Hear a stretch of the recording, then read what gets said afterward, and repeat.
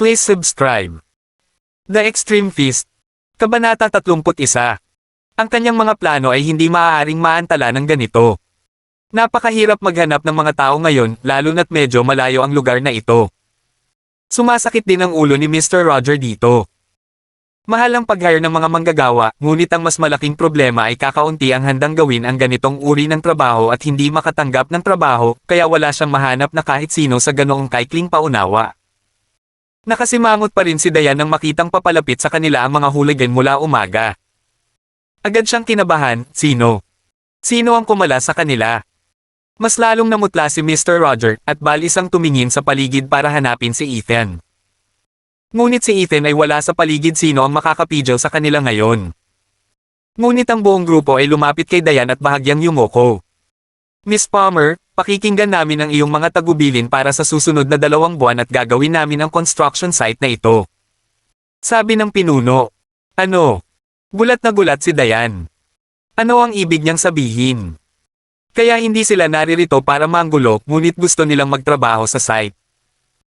Naiinis lang siya kung paano siya hindi makahanap ng sapat na manggagawa para mapabilis ang pagtatayo ng pabrika, at ngayon lahat ng lalaking ito ay dumating sa tamang oras upang mag-alok na magtrabaho sa site.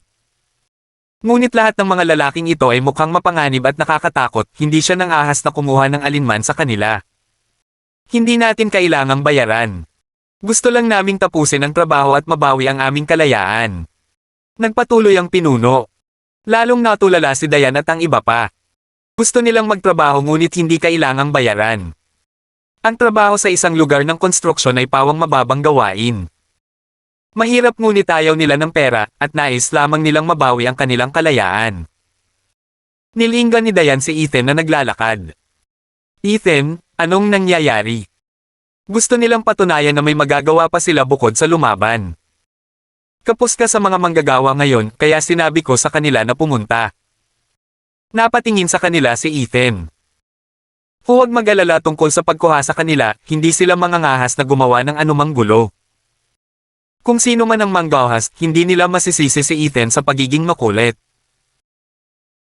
Hindi pa rin naglakas loob na paniwalaan ni Dayan ang kanyang mga pandinig, kaya ang ilan sa mga lalaki ay dumiretso na lamang sa site at nagdala ng ilang supot ng semento. Nang magsimulang gumalaw ang isa, gumalaw din ang iba pang mga lalaki. Nagtanong sila sa ibang mga manggagawa kung ano ang kailangang gawin at nagsimulang magtrabaho ng napakabilis. Sa ganitong paraan, kailangan lang nilang gamitin ang susunod na 2 buwan upang mabayaran ang kanilang utang na 100K. Maaari nilang maibalik ang kanilang kalayaan at maibalik din ang ilang pagmamataas. Nalilitong pinagmamasdan ni Dayan habang ang mga hooligan na gumawa ng napakaraming gulo noon ay ngayon ay gamulong sa kanilang mga manggas at nagtatrabaho sa mainit na araw sa lugar ng konstruksyon. Paano mabilis na nagbago ang mundong ito? Hindi talaga sila gagawa ng gulo. Lalo siyang nag-aalala na magdudulot sila ng gulo. Hindi na kayang bayaran ng proyekto ang anumang karagdagang pagkaantala. Huwag mag-alala, ang mga taong ito ay inabandona at gusto nilang patunayan ang kanilang sarili ngayon. Wala silang oras o lakas para ang gulo, mahinahong sagot ni Ethan. Then about their salary. Hindi napigilan ni Mr. Roger na magtanong. Sweldo. It's already not bad na hindi ako humingi ng pera sa kanila, singgal ni Ethan. Inilibot ni Dayan ang mga mata kay Ethan. Iko-consider ko ang issue ng sweldo nila. As long as they work seriously and help to quit the building, then we have to provide them at least food. Hindi natin sila mapapatrabaho ng walang laman ang tiyan. Napakabait na babae ni Dayan. Pagkaalis ng pabrika pauwi, nag-aalala pa rin si Dayan. Ilang beses siyang tumawag kay Mr. Roger upang matiyak na ang mga lalaki ay nagtatrabaho pa rin ng husto bago siya tuluyang nakahinga ng maluwag. Pero paano sila napaniwala ni Ethan? Ang lahat ng mga lalaking ito ay mga gangster, at nakakatakot kung magsisimula silang makipag-away. Gusto niyang tanungin si Ethan, ngunit nakikita niya sa ekspresyon nito na kontrolado na ang lahat, kaya bigla na lang siyang ayaw na nitong tanungin pa. Ano ang ikinatuwa ng lalaking ito? Pagdating nila sa bahay, hapunan na. Matagal nang naghanda ng hapunan si April, at hinihintay na lamang na umuwi sina Dayan at Ethan. Sa hapagkainan, napakasarap ng gana ni Ethan gaya ng dati. Si William at April ay hindi talaga kumakain ng marami, ngunit ngayon ay kailangan niyang magluto ng kaunti araw-araw. Dayan, may narinig akong nangyari sa factory. Medyo nag-aalala si William. Alam na alam niya kung gaano kabait at madaling ay bully ang kanyang anak. Naayos na ang lahat. Naglagay si Dayan ng ilang gulay sa mangkok ni William. Dad, huwag kang mag-alala. Nilinggan niya si Ethan, na galit na kinakain ang kanyang pagkain. Siya ay natutuwa, siya ay nasa paligid at nag-iisip tungkol sa kung maglagay ng karne sa kanyang mangkok bilang gantimpala. Ito ay salamat kay Ethan, tama ba? Inilagay ni April ang pinakamalaking tadyang ng baboy sa mangkok ni Ethan bago magawa ni Dayan. Kumain ka pa. Salamat ma. Baka sa mukha ni Ethan ang saya. Sino sa lupa ang taong ito, paulit-ulit na nagpapahirap sa iyo? Kumunat ang noo ni William. Si Ethan ay nasa paligid, ngunit tiyak na hindi nila siya palaging magugulo. Umiling si Dayan. Alam niya lang na ang mga hooligan na iyon ay nagtatrabaho para kay John Howard sa mga ilegal na grupo, ngunit hindi niya alam kung sino ang nagbibigay sa kanila ng mga tagubilin. Tay, kilalang kilala mo ang taong ito. Kabanata 32.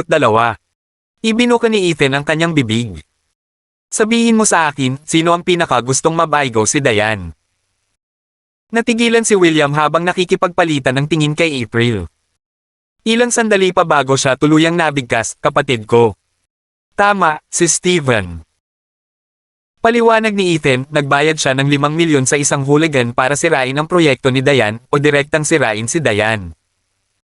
Agad na nagdilim at nagalit ang mga ekspresyon ni na William at April. Galit to the point of fury. Paanong nagawa ni Steven ang bagay na iyon? Kung matagumpay na maaalis ni Dayan ang proyektong ito, malaki sana ang kontribusyon niya sa Palmers. Siguradong hindi handang makita ni Steven at ng anak na dumating ang araw na ito. Ngunit sa pamamagitan ng pagsira sa proyektong ito, ang pagkalugi sa Palmers ay napakalaking. Halos hindi makapidyo si William sa paghampas sa mesa. E ano ngayon?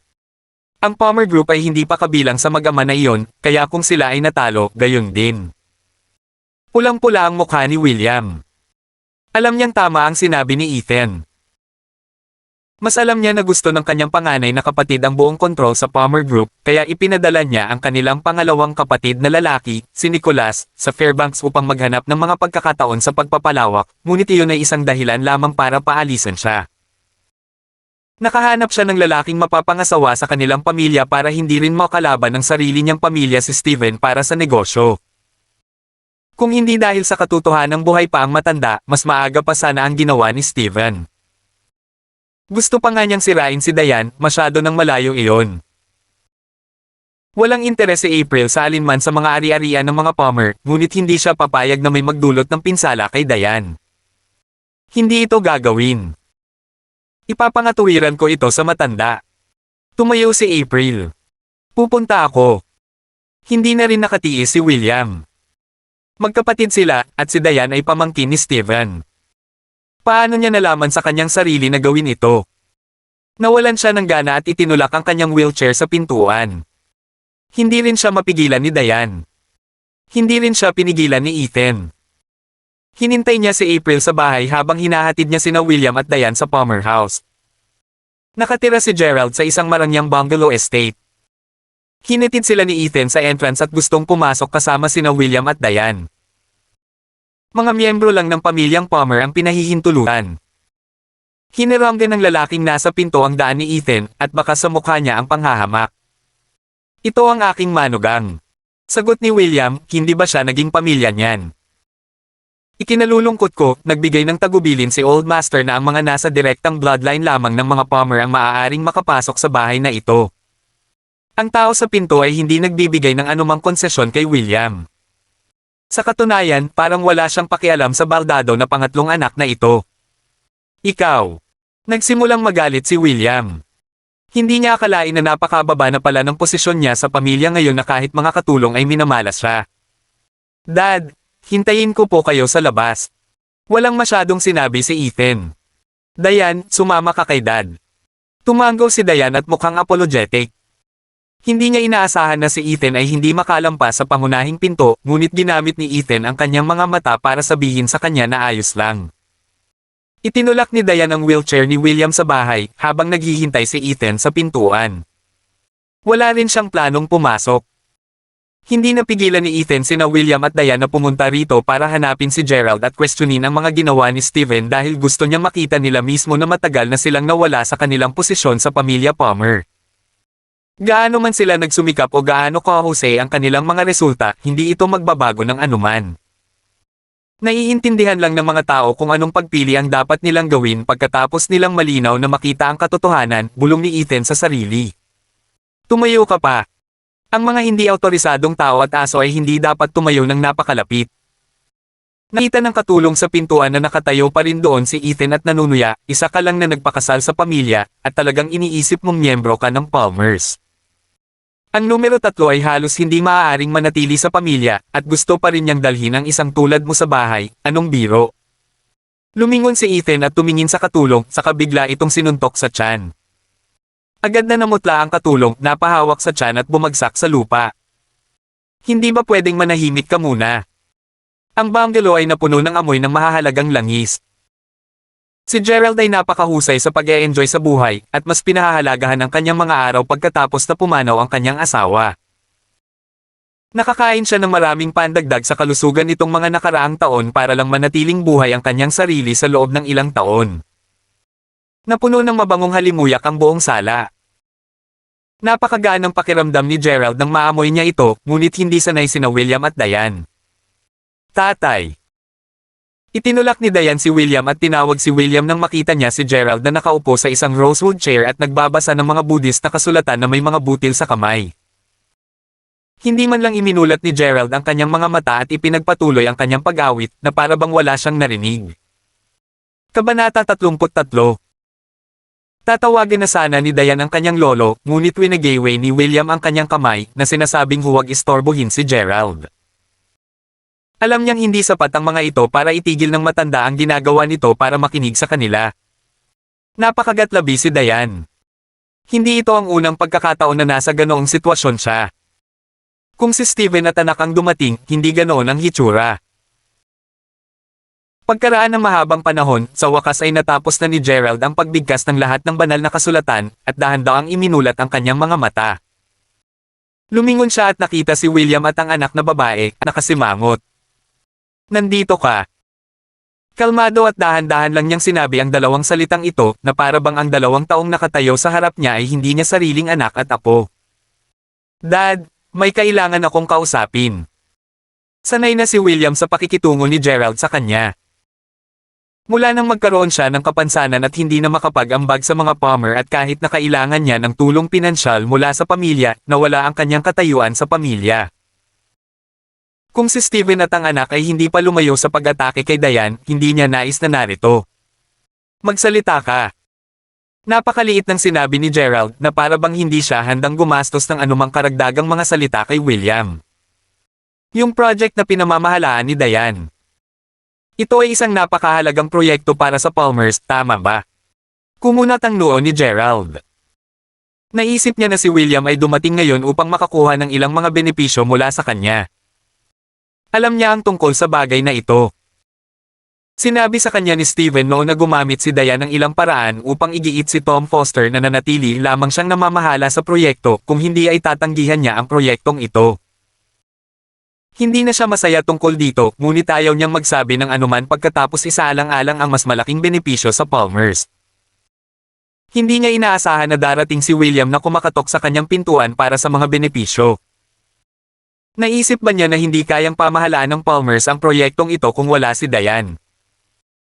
Nang maisip niya ito, mas lalo pang lumalim ang tingin ni Gerald kay Diane. Walang silbi ang pagkakaroon ng mga anak na babae kung tutusin. Ikakasal na sila, at maaaring magsama pa ng ilang asset kapag ikinasal na sila. Oo, ito ay napakahalaga. Tumangala si Gerald.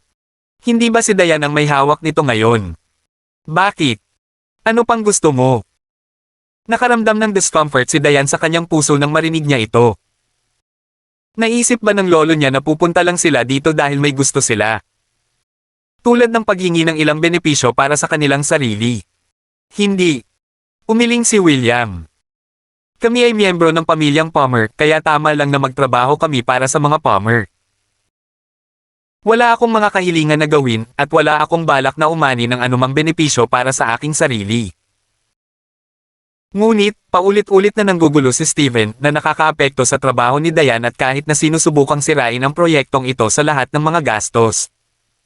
Hindi ba masyadong malayo iyon? Nagsimulang mabalisa si William. Nakahanap siya ng ilang gangster para guluhin si Diane, gumawa ng gulo sa lugar ng pagtatayo ng pabrika at gusto pa niyang saktan si Diane. Ano ang ibig sabihin nito? Ang proyektong ito ay pagmamayari ng Palmer Group at hindi ang aking sarili o ang aking anak na babae. Nanlaki ang mga mata ni Gerald at tinitigan si William. Ano ang sinabi mo? Mukhang hindi naniniwala si Gerald kay William. Hindi pwede iyon. Agad niyang ipinagpatuloy, si Steven ang panganay mong kapatid at siya na ang CEO ng Palmer Group. Hindi siya gagawa ng anumang bagay na magiging sanhi ng pagkalugi ng kumpanya. Tatay. Naging balisa si William. Sa tingin mo ba magsisinungaling ako sa'yo? May patunay sa lahat ng nangyari. Kailangan ba niyang himukin si Ethan na kalagkarin ang ilan sa mga hooligan na iyon dito para magbigay ng account kay Gerald bago siya maniwala? Bakit naman ako maniniwala sa'yo? Sa halip mahinahong sinabi ni Gerald, si Steven ay hindi ganoong klaseng tao. Panay ang tingin ni William kay Gerald. Bigla niyang naramdaman na tanga talaga siya sa pagpunta niya rito para tanungin ang mga kinikilos ni Steven. Imposibleng paniwalaan siya ni Gerald. Kay Gerald, si Steven lang ang anak niya, ano siya. William, alam kong nahirapan ka, ang pagiging paralisado nitong mga taon. Hindi ka maaaring kumita ng isang sentimo para sa pamilya at kailangan mo pang humingi ng pera sa akin, tiyak na nakakatakot ito. Pulang-pula ang mga mata ni William. Pero hindi mo dapat siraan ng ganyan ang kapatid mo. Kung hindi kanya tinulungan financially all these years, hindi pa sana mabubuhay ang pamilya mo hanggang ngayon. Si Diane ang in charge sa project na ito dahil palagi siyang nire-recommenda ni Steven sa akin, in hope na mabigyan ko ng chance ang pamilya mo. At ngayon, hindi mo lang nababantayan si Diane at sinisiguradong nagsusumikap siya, pumunta ka pa rito para siraan ang kapatid mo. Umiling si Gerald, puno ng disappointment ang mukha. Sobrang binaigo mo ako. Lolo. Nagsimulang magalit si Diane. Si Gerald ay nagbubuga ng kalokohan. Hindi ka nagsasalita. Agad naman siyang pinutol ni Gerald. Wala kang karapatang magsalita sa bahay na ito. Kabanata 34.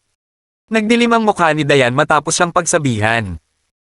Huwag kang maging mayabang dahil lang ikaw ang namamahala sa proyektong ito. Kailangan mong pasalamatan ang iyong tiyuhin sa pagrekomenda sa iyo, kung hindi ay hindi ko nabibigyan ka ng pagkakataong ito.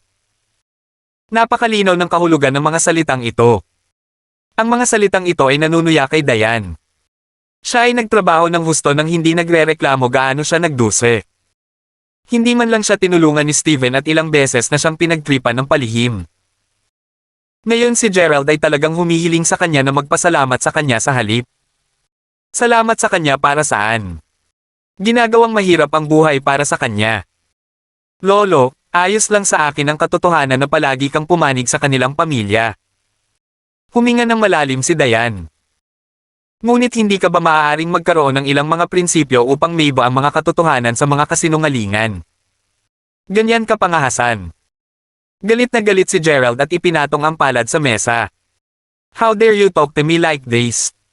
Galit na galit siyang tumingin kay Diane. Hindi niya akalain na magiging ganito kahirap ang ugali nito. William. Ganito ba ang pagtuturo mo sa iyong anak? Kung hindi mo alam kung paano turuan ang iyong mga anak, huwag kang mangganganak ng sinuman. Gerald continued his tirade, what's the use of having a child that take money out and not brings any? Gusto mo umasa ako sa'yo. Lumabas ka na ngayon. Gustong ipagtanggol ni William ang kanyang sarili, ngunit natanto niyang hindi niya mahanap ang mga salitang sasabihin. Nakita niya ang sakit sa mukha ni Diane at sinisi niya ang sarili.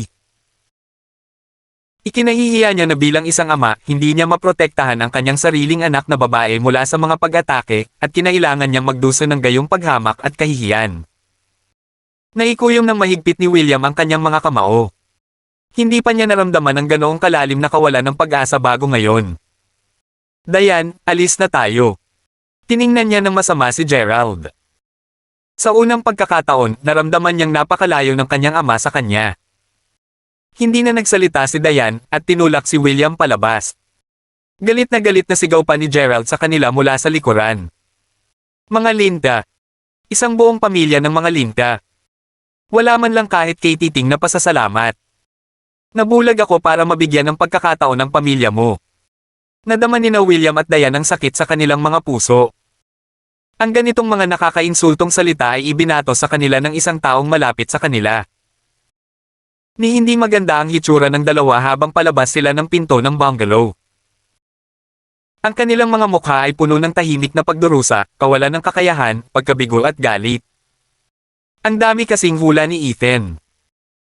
Pagkatapos ng round na ito, dapat na nilang maunawaan na wala na silang kinalaman sa pamilyang ito. Nagawa nilang manatili sa pamilya dahil kapaki-pakinabang sa kanila si Dayan. Pero kapag natapos na ang proyektong ito, walang pagdadalawang isip na patalsikan ni Gerald si Dayan sa pamilya. Wala siyang tinanong. Lumakad lang siya at pumalit kay Dayan sa pagtulak sa wheelchair ni William. Dayan, buksan mo ang pinto ng kotse, uwi na tayo. Napakabigat ng hangin sa loob ng sasakyan. Nakaupo si William sa likuran, at sa wakas ay hindi na niya ito napigilan. Galit niyang sinuntok ang namamanhid niyang mga binti. Walang silbi. Walang kwenta. Ipinagpatuloy ni William ang pagsuntok sa kanyang mga binti. William, wala kang silbi. Tatay. Sumama ang loob ni Dayan sa kanyang ama. Lumingon siya at nagsimulang tumulo ang kanyang mga luha. Huwag kang ganyan. Dayan, walang kwenta ang tatay mo at binaygo kita. Ako ang naging dahilan ng paghihirap mo ng ganito. Nanginginig ang mga labi ni William. Sinisisi niya ang sarili niya, nahihiya siya sa sarili niya. Kung hindi siya naparalisa, wala sila sa ganitong sitwasyon ngayon. Minamaliit man ni Gerald ang pagiging babae ni Dayan, at least nagawa niyang protektahan ito at hindi papayag na may mambuli sa kanya. Dad, hindi kita sinisisi. Sa totoo lang, hindi ko kayo sinisisi. Umiling si Dayan. Mahal na mahal mo ako ni nanay at alam kong pareho kayong nagbibigay sa akin ng pinakamahusay, hindi mo kailangang sisihin ang iyong sarili. Ngayon ay malinaw na nakita niya sa kanyang sarili na ang kanyang pamilya ay walang puwang sa mga mata ni Gerald. Paano kung nagsumikap sila? Sa bandang huli, hindi man lang sila nagkakahalaga ng ilang magagandang salita mula kay Steven. Hinayla ni William ang sariling buhok. Kinasusuklaman niya kung gaano siya walang magawa. Habang pilit na pinapakalma siya ni Dayan, mas lalo siyang nakaramdam ng hiya. Tay, kasalanan mo talaga kung bakit nagdusa ng husto si Dayan. Si Ethan ay nanatiling tahimik sa lahat ng ito, at sumulyap siya sa salamin sa likuran. Tumalikod si Dayan. Ethan, ano bang sinasabi mo? Dahil naging mahina ka, kaya lahat ng mga tao sa pamilya Palmer ay minamaliit ang iyong pamilya, tinatapakan si Mama at Dayan. Babae sila, pero kinailangan nilang tiisin ang labis na pambubuli, kaya tama lang na ikahiya mo ang iyong sarili. Kabanata 35. Ethan. Sinigawan siya ni Dayan, huwag mong pag-usapan ng ganyan ang aking ama. Pulang-pula ang kanyang mga mata at hindi napigilan ang kanyang mga luha. Walang sino man ang pinapayagang magsalita tungkol sa kanyang ama ng ganoon. Hindi na lang siya pinansin ni Ethan. Kung ikaw ay mas matatag, o kung ikaw ay nanindigan laban sa lahat ng ito, sa palagay mo ay labis na nabuli sina Mama at Dayan. Ilang taon nang isinuot ni nanay ang damit na iyon, hindi ba? Bumili pa ba siya ng anumang mga pampiganda? Maaaring ipagpatuloy ni Dayan ang kanyang pag-aaral, ngunit bakit siya pumasok agad sa Palmer Group pagkatapos makakuha ng isang pangunahing degree? Una siyang lalabas sa umaga at babalik ng hiting gabi, nagtatrabaho ng mas mahirap kaysa sa iba, nagtatrabaho ng higit na walang pagod kaysa sa sinumang iba pa, ngunit mas mataas ba ang kanyang sweldo kaysa sa lahat? Bawat salita mula kay Ethan ay mapupunit si William. Hindi siya nag-iwan ng kahit kaunting simpatiya, pinuputol ang pagmamataas ni William sa ilang mga salita. Hindi mapangalagaan ni William ang kanyang asawa o maprotektahan ang kanyang sariling anak na babae anong uri siya ng tao. Ethan. Nakikiusap ako, huwag mo nang sabihin. Hinayla ni Dayan ang manggas ni Ethan. Huwag mo nang saktan ang tatay ko, please. Napatingin si Ethan kay Diane, saka ipinarada ang sasakyan sa gilid ng kalsada. Hindi ko siya sinasaktan. Ang nakasakit sa kanya sa lahat ng oras na ito ay ang kanyang sarili. Nagpatuloy si Ethan na wala ng pakiramdam ang kanyang mga binti at sa pisikal na paraan, hindi siya makatayo. Pero ngayon, hindi niya kayang tumayo emotionally. Tama si Ethan. Mapait na tumawa si William. Napakatagal kong lumuhad at hindi na makatayo, hindi ito dahil sa aktwal kong mga binti. Siguraduhin kong gumaling na ang mga paa mo at makakatayo ka ulit. Ngunit kung hindi mo pipilitin ang iyong sarili at tumayo sa iyong isipan, kung gayon walang kabuluhan na gamutin ang iyong mga binti, sagot ni Ethan nang walang pag-aalinlangan. Tumangala si William at sinalubong ang mga mata ni Ethan. Pinili ka ni nanay kaya mo bang makita siyang pauunan sa natitirang bahagi ng kanyang buhay? Biglang naramdaman ni William na sisubog ang kanyang ulo. Hayaan si April na maging pauunan habang buhay. Siya ay nagpakasal sa isang mahinang tulad niya, isang may kapansanan na mahina. Ilang beses na siyang pinagtawanan ng sarili niyang pamilya pero hindi pa nagreklamo si April tungkol dito sa harap niya. Nagkunwari siyang hindi niya alam ang alinman sa mga ito, ngunit maaari pa ba siyang magpatuloy sa pagpapanggap? Hindi. Biglang naikuyom ni William ang kanyang mga kamao at naging mabangis ang kanyang ekspresyon. Hindi ko hahayaang maging pauunan siya habang buhay. Asawa ko siya at hindi ko hahayaang pagtawanan siya ng sinuman dahil sa akin. Tumango si Ethan at muling pinaandar ang sasakyan. Iyan ay sapat na mabuti. Ihanda ninyo ang inyong mga sarili, ang ating pamilya ay babangon mula sa abo. Parehong natarante sina William at Diane. Ang kanilang pamilya ay babangon mula sa abo. Anong ibig sabihin ni Ethan? Pero hindi na nagdetalye pa si Ethan. Nang makarating sila sa bahay, pulang-pula ang mga mata ni William. Hindi siya umimik at dumiretso sa pagtulog at medyo nag-aalala si April. Diane, anong nangyari? Umiling si Diane. Naging ganyan si William pagkatapos ng sinabi ni Ethan. Nag-aalala rin siya at sinaman niya ng tingin si Ethan. Bakit kailangan niyang sabihin ang mga ganoong bagay? Ma, huwag kang mag-alala, pagod lang si Papa. Bukas, magbabago na siya. Dahil doon, pumasok si Ethan sa kanyang kwarto. Samantala, sa Hot Spring Clubhouse. Napakasungit ng mukha ni John Howard. Tinitigan niya si Steven at malamig na sinabi, CEO Palmer, hindi masyadong etikal ang pagtatago mo sa akin. Bakit hindi mo sinabi sa akin na ang proyekto ay nakaling kay Tom Foster? Kuya Howard, ano ang sinasabi mo? Ang proyektong iyon ay pag-aari ng Palmers, ano ang kinalaman nito kay Tom Foster? Ibinente lang niya sa amin ang ilang bagay, at naayos na ang lahat. Ngumuso si Steven. Ngunit ang Diane ay talagang isang bagay, pinaghihinalaan ko na natutulog siya kasama si Tom Foster at pinaglilingkuran siya ng mabuti, at iyon ang dahilan kung bakit siya ay napakatapang. Wala akong pakialam sa alinman sa mga ito. Ikinaway ni John Howard ang kanyang kamay. Dahil sa gawaing ito na tumakbo ako para sa iyo, mayroon pa akong 68 na kapatid na natigil sa construction site. 100k per head sabi mo sa akin, paano mo ito aayusin?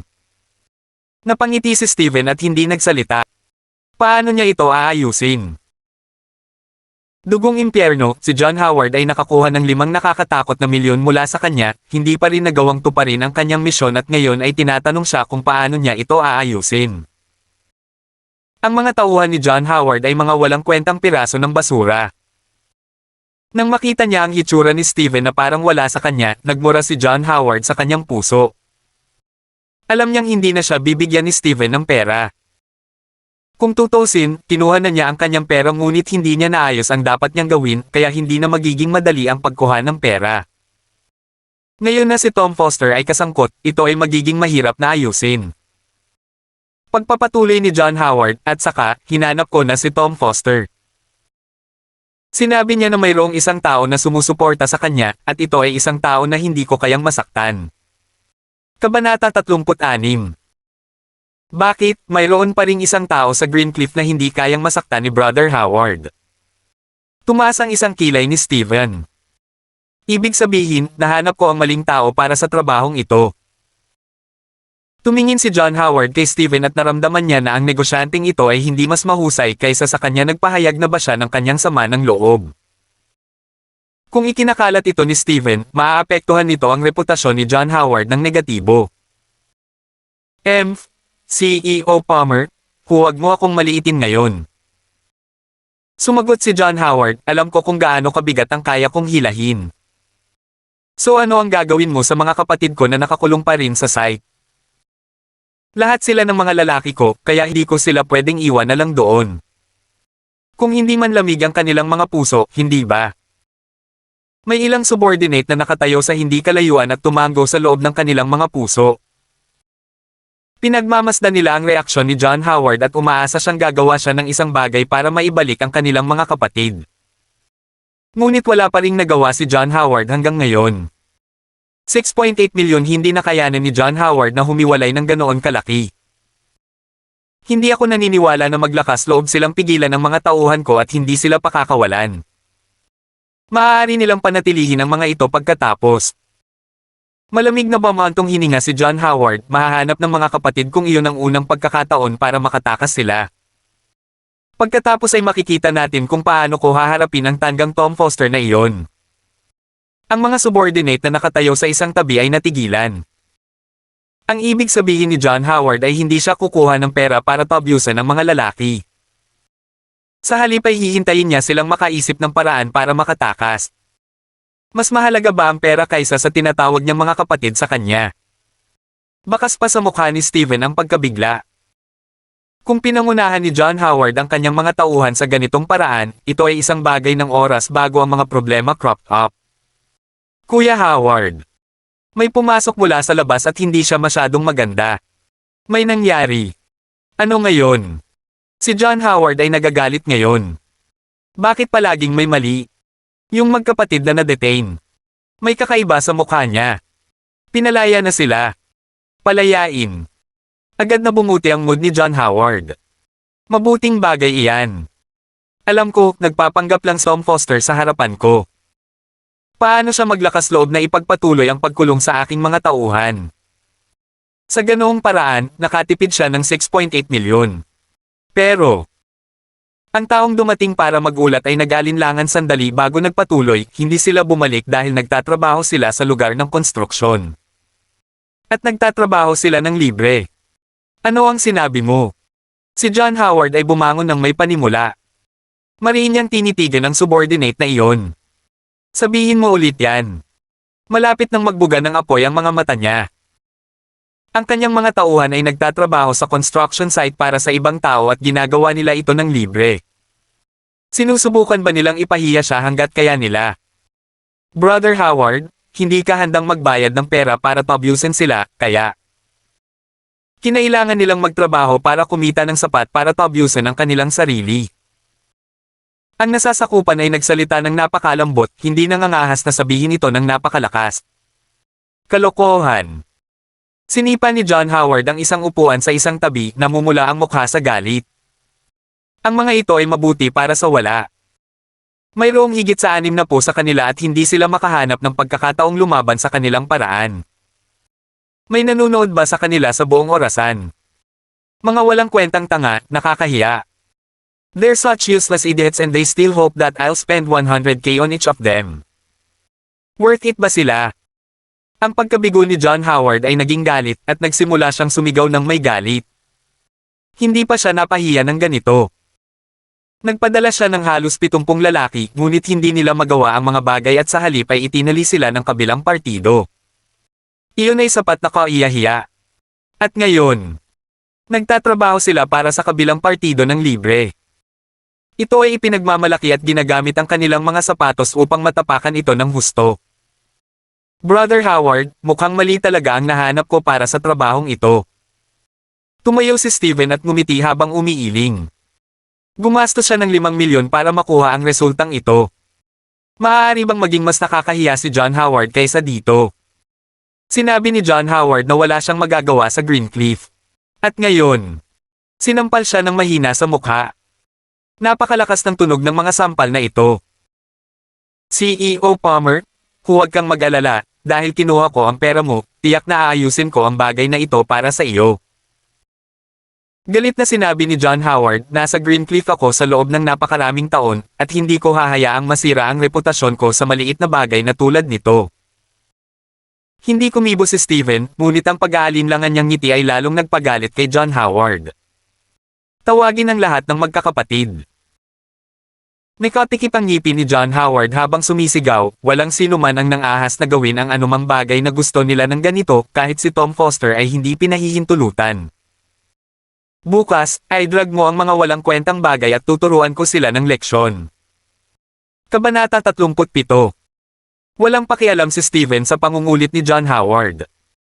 Ano ang silbi ng tunog ng mabangis sa harap ng kanyang mga nasasakupan? Ni hindi niya magawa ang isang maliit na bagay na tulad nito. Tila kahit na ang pangalan ni John Howard ay nangangahulugang itim na tigre, hindi siya katulad ng isang tigre. Nagring ang phone ni Steven at nakita niyang galing ito kay Gerald. Hindi niya maiwasang sumimangot ng bahagya. Tatay. Lumabas siya para sagutin ang tawag. Pumunta ka agad sa bahay ko. Napakatindi ng tono ni Gerald at agad niyang ibinaba ang tawag pagkatapos ng isang pangungusap na iyon. Bahagyang kumirot ang puso ni Steven. May naririnig siyang galit sa boses ni Gerald pero hindi niya maisip kung bakit. Hindi siya naglakas loob na magantala ng masyadong maraming kaya mabilis siyang nagmaneho papunta sa bungalow ni Gerald. Nagmamadali siyang pumasok sa bahay at nag-aalalang mukha, Tay, anong nangyari? Si Archie ba? Ginalit ka na naman ba niya? Babalik ako at tuturuan ko siya ng leksyon ngayon. Nakaupo si Gerald sa kanyang upuan habang dahan-daang iminulat ang kanyang mga mata. Hindi si Archie. Hindi siya. Sa kasinong nagpagalit sa'yo. Ikaw. Biglang lumakas ang boses ni Gerald. Steven, inayos mo ba na may makagambala sa pagtatayo ng pabrika ni Diane? Bumilis ang tibok ng puso ni Steven. Paano nalaman ng matanda ang tungkol dito? John Howard. Yung walang kwentang tanga. Ang kanyang mga tauhan ay isa ring grupo ng mga bagay na walang kabuluhan. Oo, ako iyon. Hindi naman itinanggi ni Steven at tumango. Alam niyang dahil tinanong ito ni Gerald, dapat alam niya ang lahat.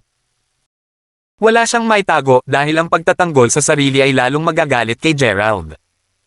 Bakit? Seryoso pa rin ang mukha ni Gerald, ngunit hindi na siya lit tulad ng dati. Dahil si Diane ay nakakakuha ng mga benepisyo mula dito.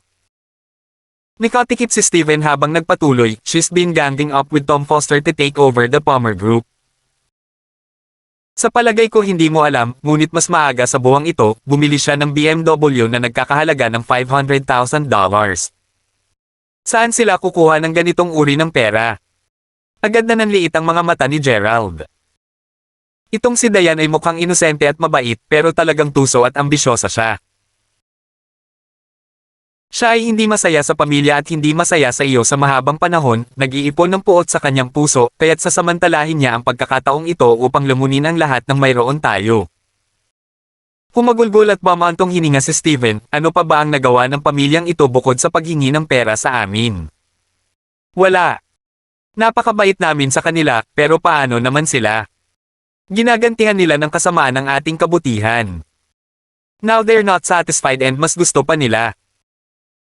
Bilang ang namamahala, walang paraan na pinapayagan ko ang mga magnanakaw na ito na makakuha ng kahit isang sentimo mula sa Palmers.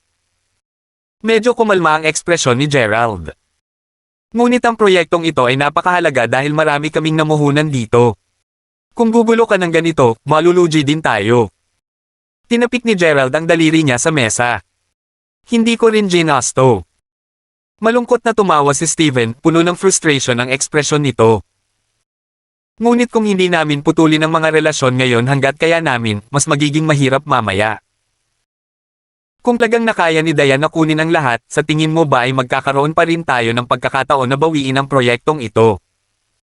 I didn't want Dad to know about this matter, I could have handled this myself. Tatagal ka na, at hindi ka na dapat mag-alala tungkol sa Palmer Group. Masyado akong naging inutil, hinayaan kang mag-alala ng sobra. Ipinakita ni Steven ang isang malaking pagpapakita ng pagiging anak at pag-aalala na mas naaliw si Gerald. Pumunta si William kanina para hanapin ako at inakusahan ka ng humahadlang kay Diane. Patuloy ni Gerald, nagbago na itong si William. Siya ay naging matako at mapagpasya, ako ay labis na nabigo. Masyado nang lumayo si William. Nagsimulang magalit si Steven, si Nicholas ay nagsusumikap para sa pamilya sa Fairbanks, nawalan ako ng tulog sa negosyo ng pamilya namin, ngunit si William. Sa dami ng sinabi niya, mas malaki ang disappointment sa mukha ni Gerald. Kung si William ay hindi niya biological na anak, itinatakwil na niya ito. Dad, don't worry, paprotektahan ko ang pamilyang ito. Hindi ko hahayaang kunin ng sino man ang kahit isang sentimo sa atin. Deklare ni Steven. Tumango si Gerald, I can rest easy after hearing you say this. Tapos si William at ang pamilya. May plano ako, kaya dad, huwag kang mag-alala, ipaubaya mo na sa akin. Matapos maglaan ng ilang oras para aliwin si Gerald at sabihin ang mga bagay na gusto niyang marinig, nagsimulang bumuti ang mood ni Gerald. Umalis ng bahay si Steven at napakasungit ng mukha. Hindi niya akalain na ang karaniwang mahina at mahiyain na si William ay talagang darating at sasabihin sa kanya. Pero ano? Para kay Gerald, si Steven ang nag-iisang anak na lalaki na namumukod tangi at ang pinaka-pinagkatiwalaan ni Gerald. Lahat ng sinabi ni William ay parang umutot. Mukhang hindi ko matatanggal ang patay na buhol na ito. Malamig at mabisyo ang mga mata ni Steven. William, kiniling mo, kaya huwag mong sisihin ang kapatid mo dito sa pagiging makulit. Kabanata 38. Unti-unting tumahimik ang gabi. Naging mapayapa muli ang lahat, ngunit alam ni Ethan na iyon ang simula ng kaguluhan. Nakahiga siya sa sahig, pero alam ni Ethan na gising pa si Diane. Huwag kang pumunta sa site bukas.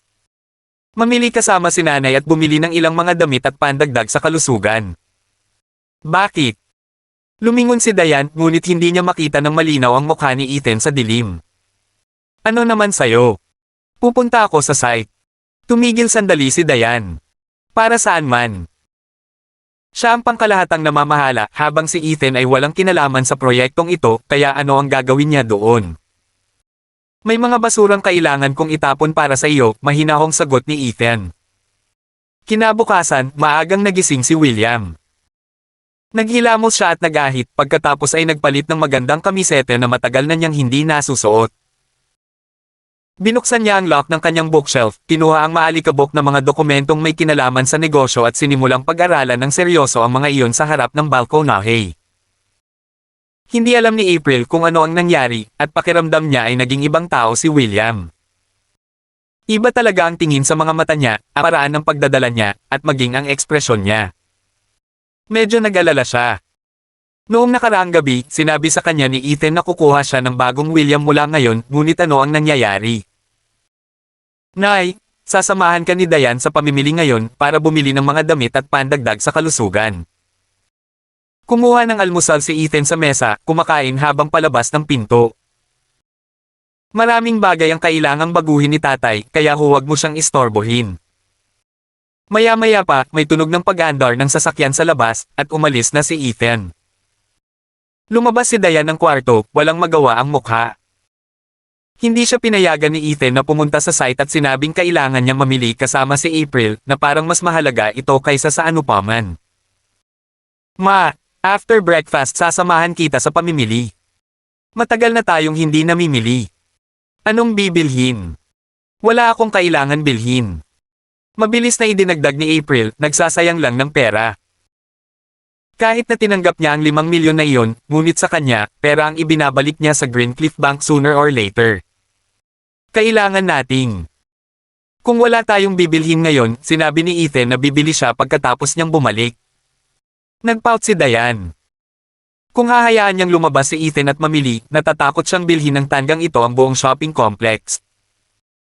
Pagkabalik mula sa bangko noong araw na iyon, nag-online siya para tingnan kung ano ang espesyal sa black card ni Ethan. Nakaupo lang siya doon sa gulat ng 1 oras pagkatapos niyang malaman. Hindi siya makapaniwala sa lahat. Ito mayaman si Ethan.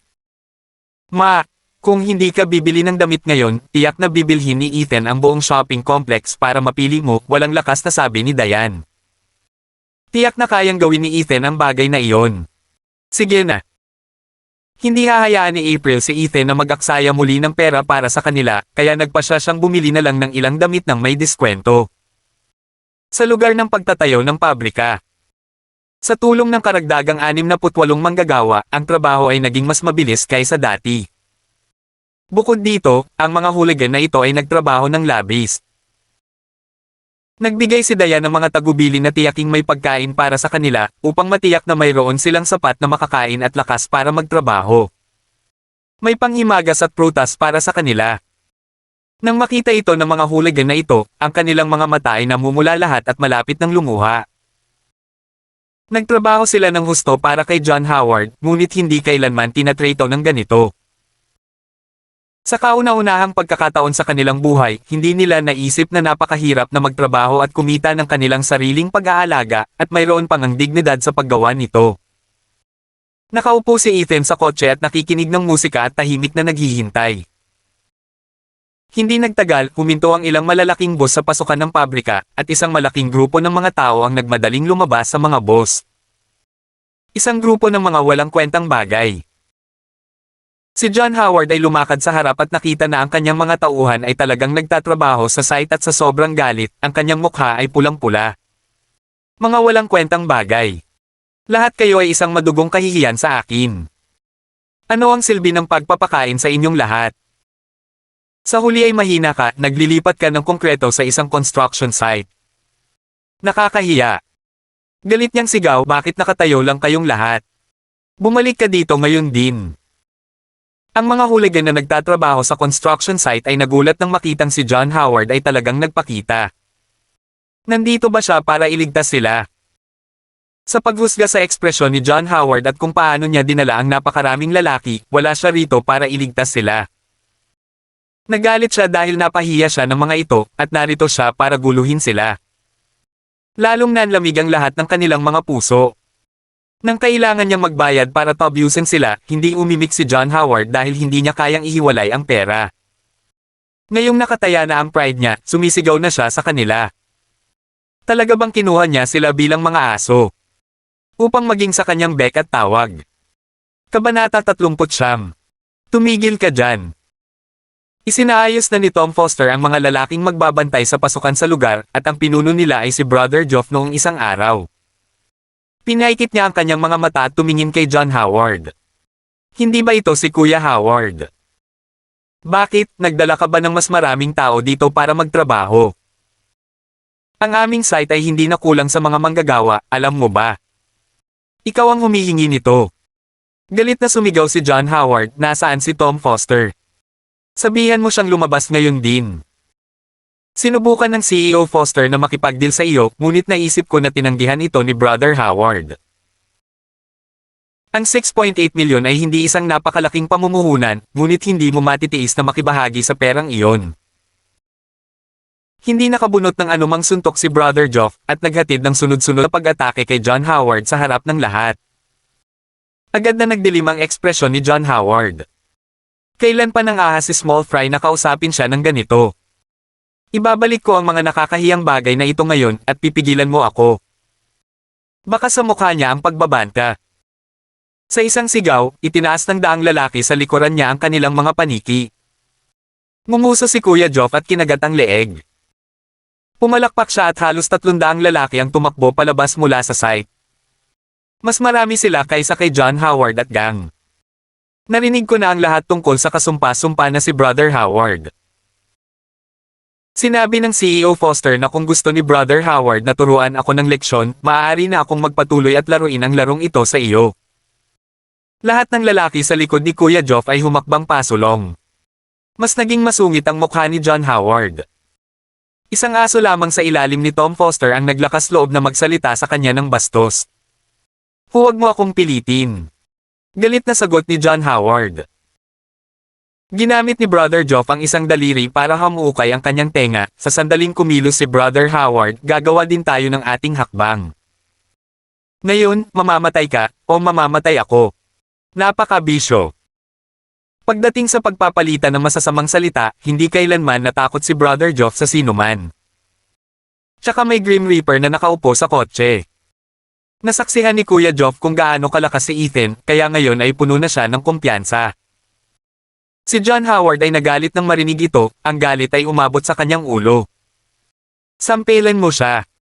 Sampelan ang lahat ng mga duguan na ito na hindi alam kung ano ang mabuti para sa kanila. Sa isang iglap, marahas na nagsagupaan ang magkabilang panig at sumikla ang malaking labanan. Mabangis na hinawakan ni Kuya Geoff ang kanyang paniki at hindi man lang nagpapigil.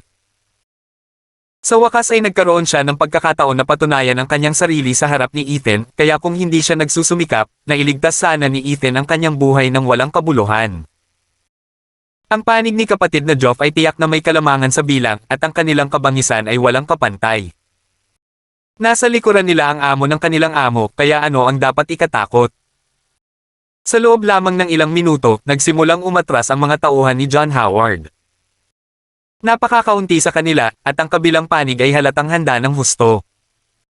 Si John Howard ay napakalakas at kayang makipaglaban sa 5 o 6 na lalaki ng walang problema.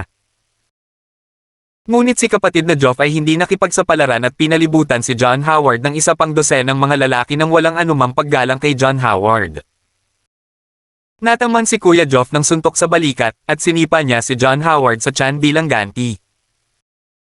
Tuwang-tuwa niyang pinunasan ng dugo sa kanyang labi, excitement ang nangingibabaw sa kanya. Puntahan mo ulit ako, Kuya Howard. Kung hindi mo ako papatayin ngayon, papatayin kita.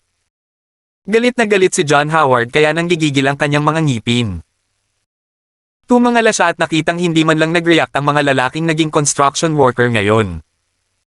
Nagpalaki ako ng isang grupo ng mga walang utang na loob na idiots. Kinilig si John Howard. Wala nang kwenta ang pag-aaway-away pa paano kung ibalik niya itong grupo ng mga walang kwentang idiots. Malamang hindi na sila makikinig sa kanya. Galit na galit ito sa kanya. Ang kanyang reputasyon ay bumababa sa oras na ito. Tom Foster, ambisyo mo talaga. Tatandaan ko ito. Nagbanta si John Howard, mula ngayon, ipaglalaban kita hanggang kamatayan. With that, tumalikod na siya para umalis. Pupunta ka kapag gusto mo, aalis ka kapag gusto mo. Biglang may boses sa likod niya.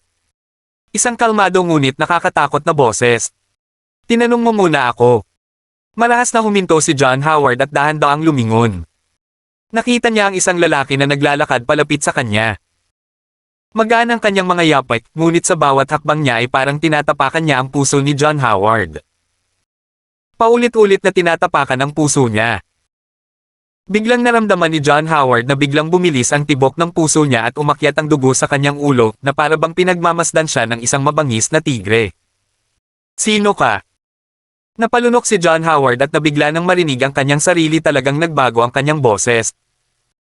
Isang malalim na takot ang bumangon mula sa kanyang puso at ito ay isang kakaibang uri ng takot. Siya ay nakikihalubilo sa mga ilegal na bilog sa loob ng napakaraming taon, ngunit hindi pa siya nakakaramdam ng takot na ganito noon. Isang tingin lang kay Ethan ang kailangan, at ang takot ay umuugat sa kanyang puso. Kabanata 38. Unti-unting tumahimik ang gabi. Naging mapayapa muli ang lahat, ngunit alam ni Ethan na iyon ang simula ng kaguluhan. Nakahiga siya sa sahig, pero alam ni Ethan na gising pa si Diane. Huwag kang pumunta sa site bukas. Mamili kasama si nanay at bumili ng ilang mga damit at pandagdag sa kalusugan. Bakit? Lumingon si Diane, ngunit hindi niya makita ng malinaw ang mukha ni Ethan sa dilim. Ano naman sayo? Pupunta ako sa site. Tumigil sandali si Diane. Para saan man? Siya ang pangkalahatang namamahala, habang si Ethan ay walang kinalaman sa proyektong ito, kaya ano ang gagawin niya doon? May mga basurang kailangan kong itapon para sa iyo, mahinahong sagot ni Ethan. Kinabukasan, maagang nagising si William. Naghilamos siya at nagahit, pagkatapos ay nagpalit ng magandang kamisete na matagal na niyang hindi nasusuot. Binuksan niya ang lock ng kanyang bookshelf, inilabas ang maalikabok na mga dokumentong may kaugnayan sa negosyo na mayroon siya at sinimulan itong pag-aralan ng seryoso sa harap ng balkonahe. Hindi alam ni April kung ano ang nangyari, at pakiramdam niya ay naging ibang tao si William. Iba talaga ang tingin sa mga mata niya, ang paraan ng pagdadala niya, at maging ang ekspresyon niya. Medyo nag-alala siya. Noong nakaraang gabi, sinabi sa kanya ni Ethan na kukuha siya ng bagong William mula ngayon, ngunit ano ang nangyayari? Nay, sasamahan ka ni Diane sa pamimili ngayon para bumili ng mga damit at pandagdag sa kalusugan. Kumuha ng almusal si Ethan sa mesa, kumakain habang palabas ng pinto. Maraming bagay ang kailangang baguhin ni tatay, kaya huwag mo siyang istorbohin. Maya-maya pa, may tunog ng pag-andar ng sasakyan sa labas, at umalis na si Ethan. Lumabas ng kwarto si Diane, walang magawa ang mukha. Hindi siya pinayagan ni Ethan na pumunta sa site at sinabing kailangan niyang mamili kasama si April na parang mas mahalaga ito kaysa sa anupaman. Ma, after breakfast sasamahan kita sa pamimili. Matagal na tayong hindi namimili. Anong bibilhin? Wala akong kailangan bilhin. Mabilis na idinagdag ni April, nagsasayang lang ng pera. Kahit na tinanggap niya ang 5 milyon na iyon, ngunit sa kanya, pera ang ibinabalik niya sa Greencliff Bank sooner or later. Kailangan nating. Kung wala tayong bibilhin ngayon, sinabi ni Ethan na bibili siya pagkatapos niyang bumalik. Nagpout si Diane. Kung hahayaan niyang lumabas si Ethan at mamili, natatakot siyang bilhin ng tanggang ito ang buong shopping complex. Pagkabalik mula sa bangko noong araw na iyon, nag-online siya para tingnan kung ano ang espesyal sa black card ni Ethan. Nakaupo lang siya doon sa gulat ng isang oras pagkatapos niyang malaman. Hindi siya makapaniwala sa lahat. Ito mayaman si Ethan. Ma, kung hindi ka bibili ng damit ngayon, tiyak na bibilhin ni Ethan ang buong shopping complex para mapili mo, walang lakas na sabi ni Diane. Tiyak na kayang gawin ni Ethan ang bagay na iyon. Sige na. Hindi hahayaan ni April si Ethan na mag-aksaya muli ng pera para sa kanila, kaya nagpasya siyang bumili na lang ng ilang damit ng may diskwento. Sa lugar ng pagtatayo ng pabrika. Sa tulong ng karagdagang 68 manggagawa, ang trabaho ay naging mas mabilis kaysa dati. Bukod dito, ang mga hooligan na ito ay nagtrabaho ng labis. Nagbigay si Diane ng mga tagubili na tiyaking may pagkain para sa kanila, upang matiyak na mayroon silang sapat na makakain at lakas para magtrabaho. May panghimagas at prutas para sa kanila. Nang makita ito ng mga hooligan na ito, ang kanilang mga mata ay namumula lahat at malapit ng lumuha. Nagtrabaho sila ng husto para kay John Howard, ngunit hindi kailanman tinatrato ng ganito. Sa kauna-unahang pagkakataon sa kanilang buhay, hindi nila naisip na napakahirap na magtrabaho at kumita ng kanilang sariling pag-aalaga, at mayroon pang ang dignidad sa paggawa nito. Nakaupo si Ethan sa kotse at nakikinig ng musika at tahimik na naghihintay. Hindi nagtagal, huminto ang ilang malalaking bus sa pasukan ng pabrika, at isang malaking grupo ng mga tao ang nagmadaling lumabas sa mga bus. Isang grupo ng mga walang kwentang bagay. Si John Howard ay lumakad sa harap at nakita na ang kanyang mga tauhan ay talagang nagtatrabaho sa site at sa sobrang galit, ang kanyang mukha ay pulang-pula. Mga walang kwentang bagay. Lahat kayo ay isang madugong kahihiyan sa akin. Ano ang silbi ng pagpapakain sa inyong lahat?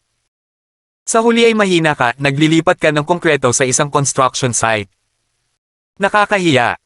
Galit niyang sigaw, bakit nakatayo lang kayong lahat? Bumalik ka dito ngayon din.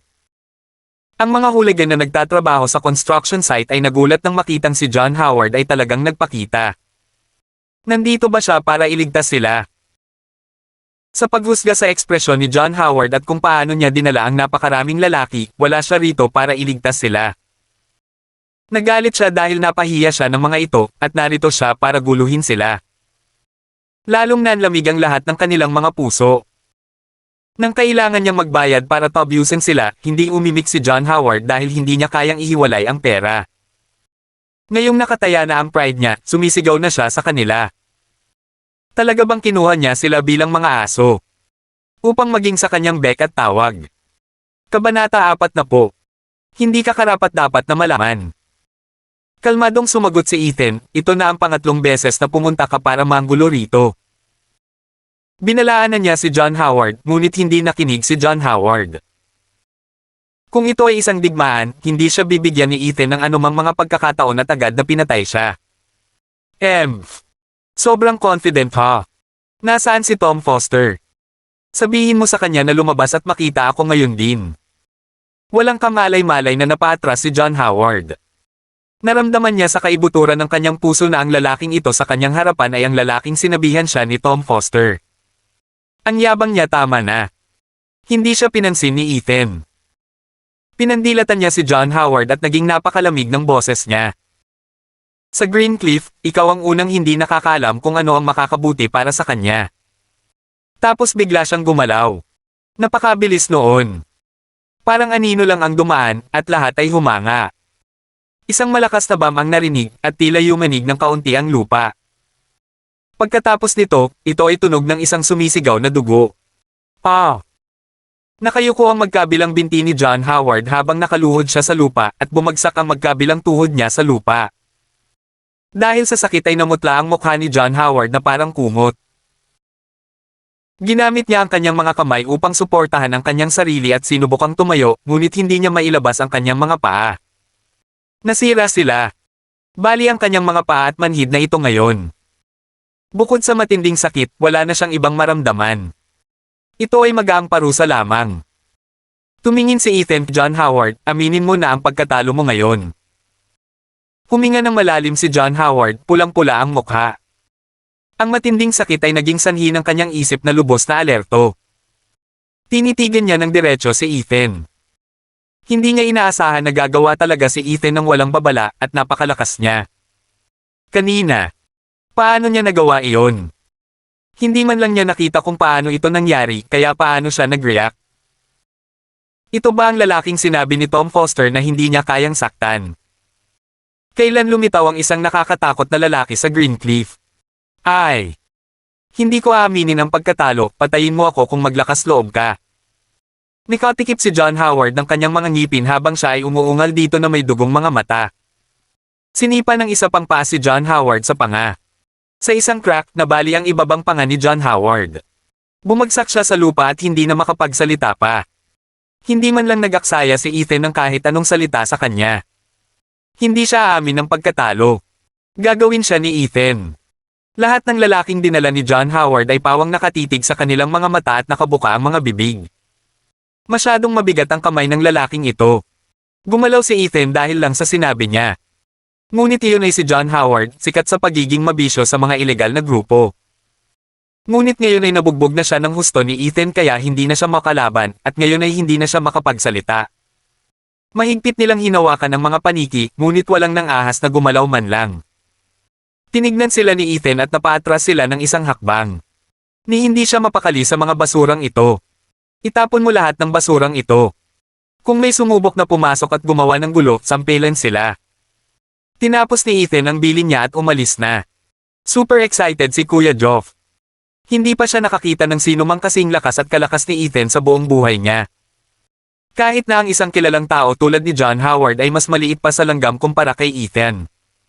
Itapon mo siya. Si kapatid na Geoff mismo ang bumuhat kay John Howard kasama ang ilan pang mga lalaki at itinapon siya palabas na parang naghahadyas ng patay na aso.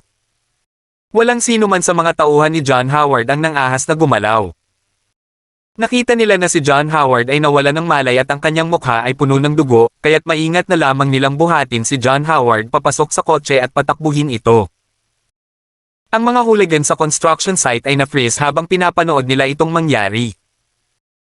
Alam nilang kakilakilabot si Ethan, ngunit hindi nila inaasahan na magiging ganito siya kabaliw. Si John Howard iyon.